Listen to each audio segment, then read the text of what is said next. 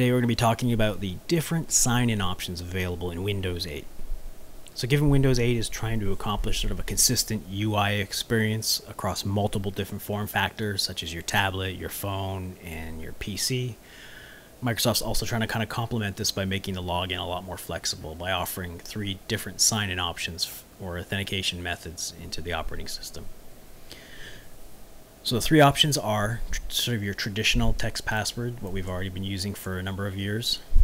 The second is picture password, which really is gesturing on top of images. And then third is a PIN, which is similar to your ATM PIN, or if you're in a hotel, the PIN you put, 4-digit PIN you put in your safe to store your valuables.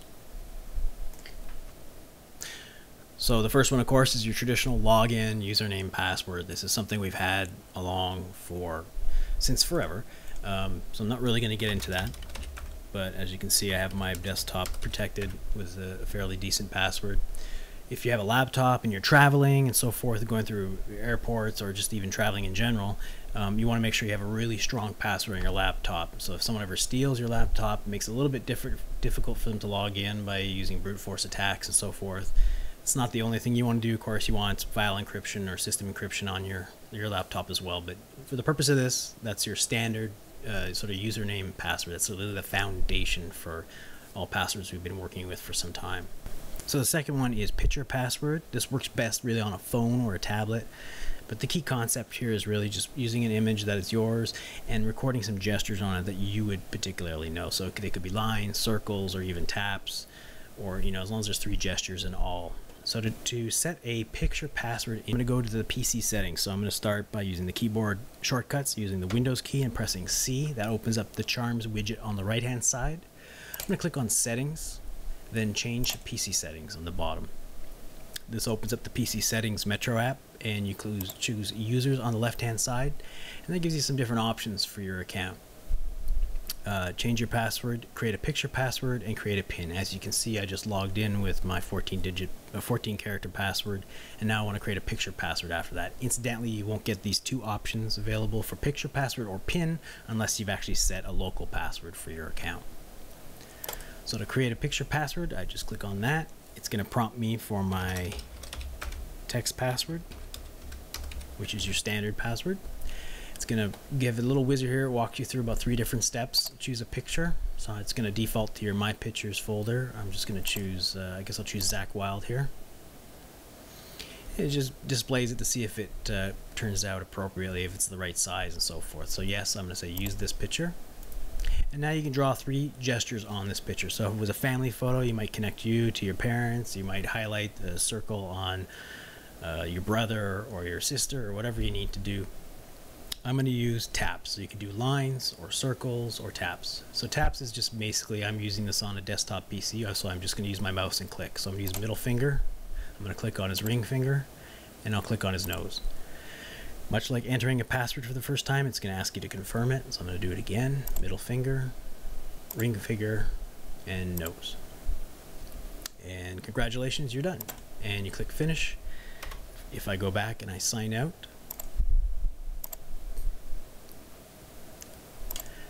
when I choose my account to log in again, it shows the picture password. Incidentally, you can always switch to your traditional password as well to type in your 14 character. So I click on his middle finger, ring finger, and his nose, and it says yes, that's successful, and it logs me in. So the third one is your PIN. Again, that's much like your ATM or your hotel safe code that you use. It's really fairly straightforward. It's just a 4-digit code to log into your desktop, tablet, or your phone. Same place to get there. I'm going to hold down the Windows key and press C to open up the Charms widget. Click on Settings, click on Change PC Settings. Then I'm going to go back to the Users section here. And on the right hand side, the 3rd option down in Sign-in Options is Create a PIN. Much like the previous instance workflow, I have to type in my local password again. And then as it authenticates you, it says, okay, now enter your PIN. And confirm it. And click finish, and you're done. So next time you sign in, I'm going to sign out here, it will default to the PIN authentication scheme for Windows 8. and you enter your PIN and you get to your desktop. I'm not going to do that here because I'm going to first show you there's a little link underneath here called sign-in options, which you can switch between the picture, you can switch through your traditional login text, or you can jump back to your PIN, whatever is convenient. So you can have all three different sign-in mechanisms available to you. And it helps if you have Numlock on.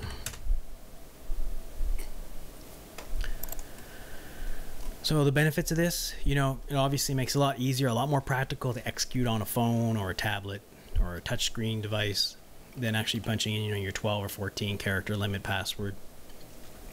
But so it makes it a lot easier, more practical. But secondly, you know, it really allows you to retain a strong password on your desktop or your device, so you can continue all those network connections that you have going on with a strong network, whether it's based off your policies as set by your administrator, or if it's set just locally at home, you have a strong password, and it's isolated from your Hotmail account. And then, you know, if you even have multiple monitors set up, and whether you're using a KVM switch or not, you could have a monitor connected to a particular desktop that's always on, not part of the KVM, but just throw a mouse in there so you can actually sign in with that particular mouse to get into it and operate it through a mouse without having to swap through the KVMs and so forth.